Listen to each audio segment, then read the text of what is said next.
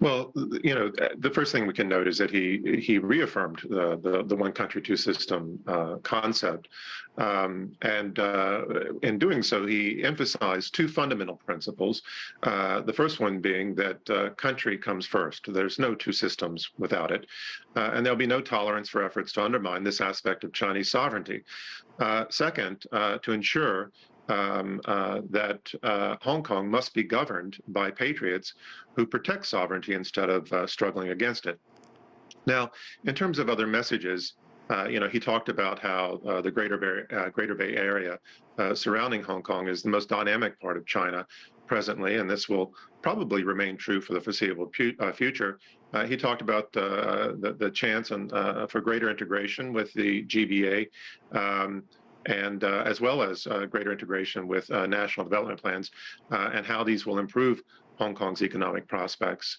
And we've seen, of course, concrete steps to ensure this integration for some time. They include the bridge to Macau, as well as greater cooperation and exchange related to intellectual property rights. But it's also clear that there's a lot more to do.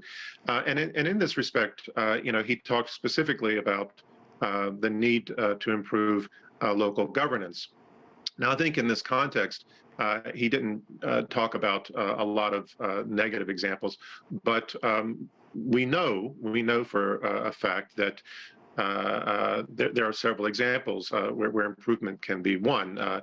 First, although local government ultimately bore the heavy burden of restoring order from chaos and should be commended for this, better local governance might have prevented some of those problems in the first place, or at least calmed them before they reached a fevered pitch. Second, while Hong Kong's COVID controls were not as bad as those seen in some Western countries, they were uneven and broke down at one point, and there are lessons to be learned for future outbreaks.